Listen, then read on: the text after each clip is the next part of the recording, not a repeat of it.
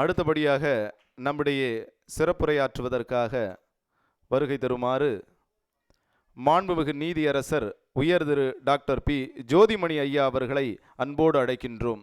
சென்னை உயர்நீதிமன்ற மேனாள் நீதியரசர் உறுப்பினர் பசுமை தீர்ப்பாயம் அவர்கள் இதோ உங்கள் முன்னே. தேசிய ஒருமைப்பாடு பண்பாட்டு கழகத்தினுடைய தலைவர் அருமை நண்பர் அண்ணாமலை அவர்களே, இந்த விழாவை தலைமையேற்று நடத்தி கொண்டிருக்கின்ற அருமை சகோதரர் டாக்டர் விஜயபோஸ் அவர்களே, அருமை சகோதரர் வைரப்பிரகாஷ் அவர்களே, எனக்கு முன்னால் உங்களையெல்லாம் மிகச் சிறந்த வழியிலே வாழ்த்தி அமர்ந்திருக்கின்ற அருமை பெரியவர் ஐயா லட்சுமிகாந்தன் பாரதி அவர்களே, நண்பர் ரமணி அவர்களே, அமீர்கான் அவர்களே, ஜர்மல் தாரிஸ் அவர்களே, டாக்டர் ராமசாமி அவர்களே, மனோகரன் அவர்களே, ஆனந்தன் அவர்களே, ஜிகர்தண்டா அதனுடைய உரிமையாளர் ஜிண்டாமதார் அவர்களே, இங்கே விருதுகளை பெற இருக்கின்ற அருமை பெரியவர்களே, தாய்மார்களே, குழந்தைகளே, உங்கள் அனைவருக்கும் என்னுடைய வணக்கத்தினை தெரிவித்துக் கொள்கிறேன். இன்றைய தினம் இந்த விருது பெறுவருடைய அவர்களுக்கு வாழ்த்து என்று சொன்னால் லட்சுமிகாந்தன் பாரதி அவர்கள் சொன்ன வாழ்த்து தான் சரியான வாழ்த்தாக அமைய முடியும். அவர் ஒருவருக்கு தான் இந்த வாழ்த்தை சொல்வதற்கு அருகதை இருப்பதாக நான் நினைக்கிறேன். ஏனென்று சொன்னால் நாம் இப்பொழுது சுதந்திர பாரதத்தில் சுதந்திர மனிதர்களாக இருக்கிறோம் என்று சொன்னால் அதற்கு காரணமானவர்கள் இவர்களை நினைக்கும் பொழுது நமக்கெல்லாம் தலைவராக இருந்த காந்தியை நினைக்காமல் இருக்க முடியாது. நேற்று கூட நாகர்கோயிலில் மாணவர்களுடைய பேசும்போது சொன்னேன், காந்தியை நீங்கள் மறந்து விடாதீர்கள், தாய் தந்தையை மறக்காதீர்கள், உங்களை வாழ்த்துகின்ற இந்த இந்தியாவை மறக்காதீர்கள் என்று சொன்னேன். அது காந்தியை பற்றி நினைக்கும் பொழுது என்னன்னா, ஒரு மனிதனுக்கு தாயை மிஞ்சிய தெய்வம் கிடையாது. ஏனென்று சொன்னால் தாய் நம்மை பெற்றெடுக்கும் பொழுது படுகின்ற அவஸ்தை, உயிர் போகின்ற அந்த அவஸ்தை விட உலகிலே எந்தவித அவஸ்தையும் பெரியது அல்ல. ஆனால் அந்த தாய் நம்மை பெற்றெடுப்பதற்காக இவ்வளவு அவஸ்தையும் பொறுத்து கொண்டு அதை நல்ல எண்ணத்தோடு அவை ஏற்றுக்கொண்டிருக்கிறார் என்பதுதான் மிகப்பெரிய தியாகம். அந்த தாயினுடைய தியாகத்தைக்கு ஈடாக யாரையுமே சொல்ல முடியாது. காந்தியை அந்த தாயினுடைய தியாகத்திற்கு ஈடாக சொல்ல முடியும். காந்தி அவர்கள் நம்முடைய நாட்டிற்கு சுதந்திரம் வாங்கி கொடுத்த பொழுது அவரையெல்லாம் நீங்கள் நிறைய ரிசர்ச் எல்லாம் நடந்து கொண்டிருக்கிறது. அவருடைய வாழ்க்கையை பற்றி இன்னும் மேலை நாடுகளில் நடக்கிற ரிசர்ச் தான் ரொம்ப அதிகம். அமெரிக்கர்கள் மூக்கிலே விரலை வைத்து இந்த ஒரு பரதேசியாக இருக்கிற ஒரு மனிதர் உலகத்தை சாம்ராஜ்யமாக ஆண்டு கொண்ட ஒரு பெரிய சாம்ராஜ்யத்தை எப்படி வீழ்த்தினார் என்பதை இன்னும் ஆராய்ச்சி செய்து கொண்டிருக்கிறார்கள். அதில் ஒரு சின்ன விஷயம், காந்தி இப்பொழுது நடக்கின்ற போராட்டங்களிலெல்லாம் நாடுகளுக்கு இடையிலே இருக்கின்ற சுதந்திர போராட்டங்களை பார்க்கும் பொழுது வன்முறை, அடக்குமுறை, கத்தி ஏற்றி துப்பாக்கி சூடு நடத்துவது, இதெல்லாம் அவர் நடத்துவார் என்று ஆங்கிலேயன் எதிர்பார்த்தான்.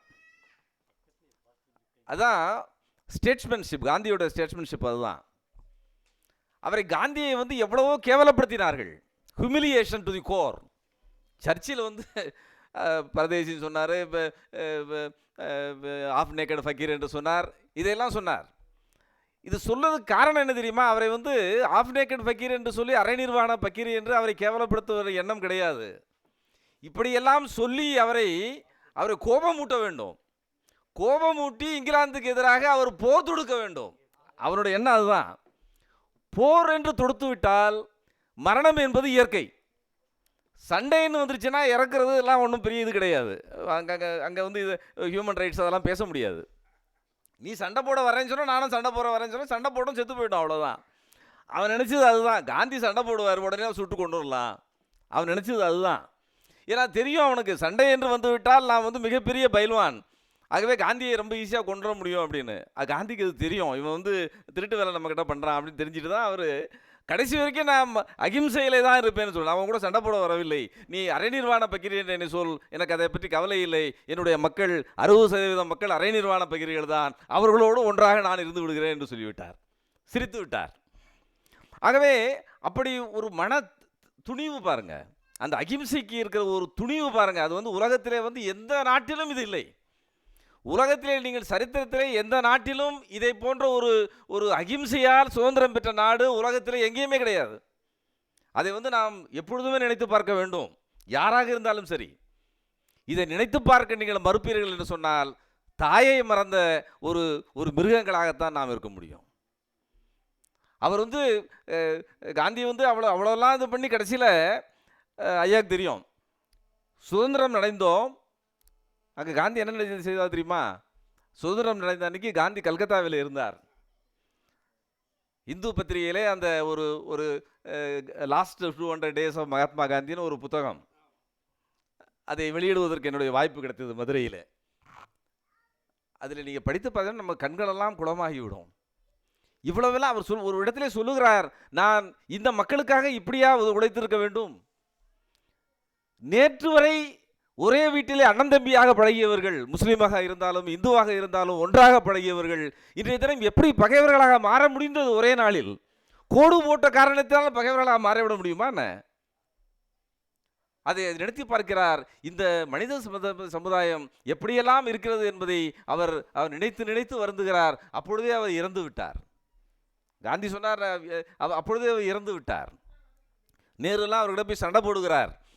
இது மாதிரி நீங்கள் வந்து டெல்லிக்கு வரணும், டெல்லியில் வந்து பெரிய கலவரம் நடந்து கொண்டிருக்கிறது, இங்கே இருக்கிற முஸ்லீம் பகுதியெல்லாம் மற்றவர்கள் இங்கே நெருப்பிட்டு வைத்திருக்கிறார்கள், நீங்கள் வந்து இங்கே சொல்ல வேண்டும் என்று சொல்கிறார் நேரு.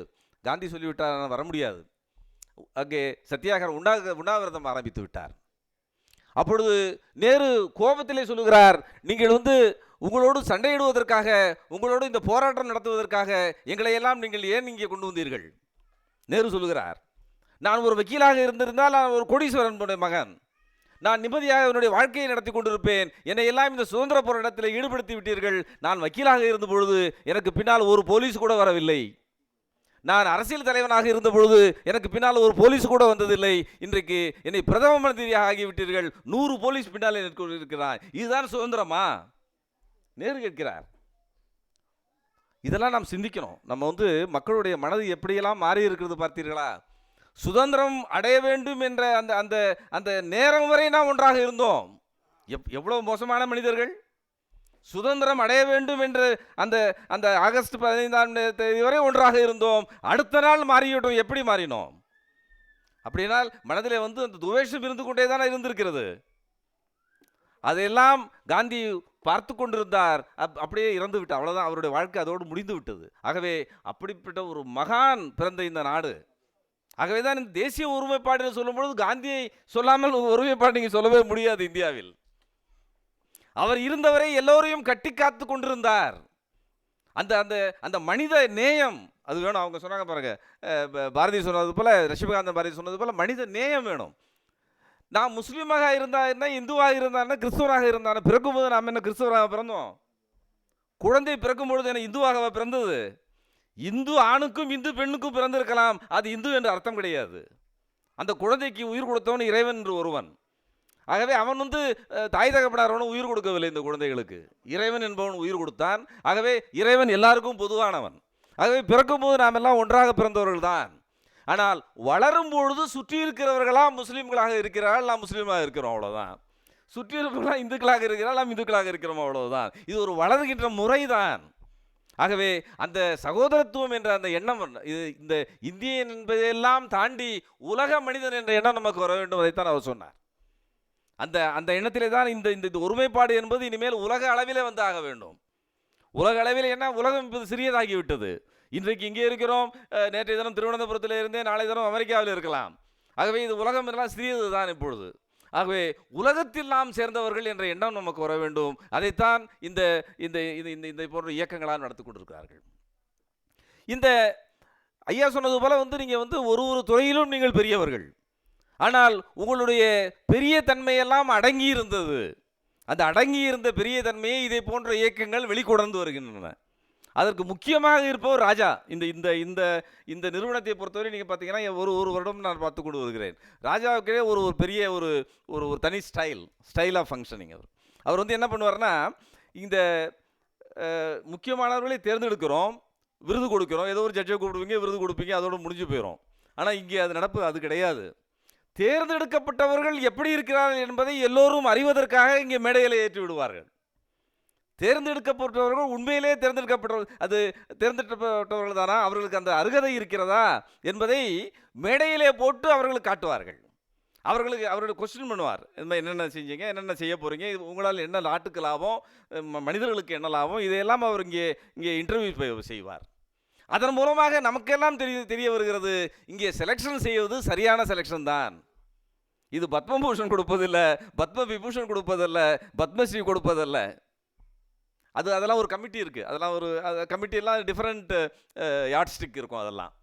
ஆனால் இங்கே தேர்ந்தெடுப்பது, இந்த ராஜாவை பொறுத்தவரை இங்கே இந்த இன்டர்வியூ செய்வது என்று சொன்னால், இவர் தேர்ந்தெடுத்தவர்களை உண்மையிலே தேர்ந்தெடுக்க தகுதியானவர்கள் என்பதை எல்லோருக்கும் எடுத்துக்காட்டுகிற விதமாக நடத்தியிருக்கிறார்கள்.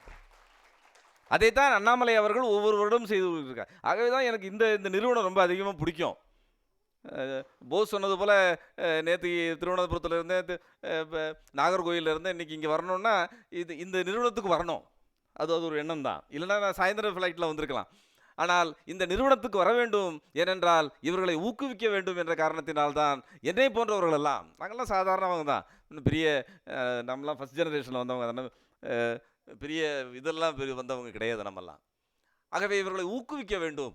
ஒரு பதவியில் இருக்கின்ற காரணத்தினால் இவர்களை ஊக்குவிப்பதன் மூலமாக இந்த நாட்டிற்கு நன்மை பெறும் என்ற காரணத்தினால் தான் எங்களை போன்றவர்களெல்லாம், லட்சுமிகாந்தன் பாரதி போன்றவர்களெல்லாம் இதற்காக நான் இவர் இத்தனை வயசில் இங்கே வரணும், 90 வயசில் இவர் இருக்காருன்னா அது காரணம் என்னவென்று சொன்னால், அவர்களுக்கு இந்த நாட்டின் மீது ஒரு நம்பிக்கை, இந்த மக்கள் நல்லவர்களாக இருக்க வேண்டும், இந்த மக்களுடைய தகுதிகளெல்லாம் வெளியே கொணர வேண்டும் என்ற ஒரு எண்ணம் இருக்கிறது பாருங்கள். அந்த எண்ணம் தான் இந்திய மனிதனுடைய எண்ணம். அதுதான் அந்த அளவிலே இந்த அண்ணாமலை அவர்கள் இங்கே நடத்தி கொண்டிருக்கிறார்கள்.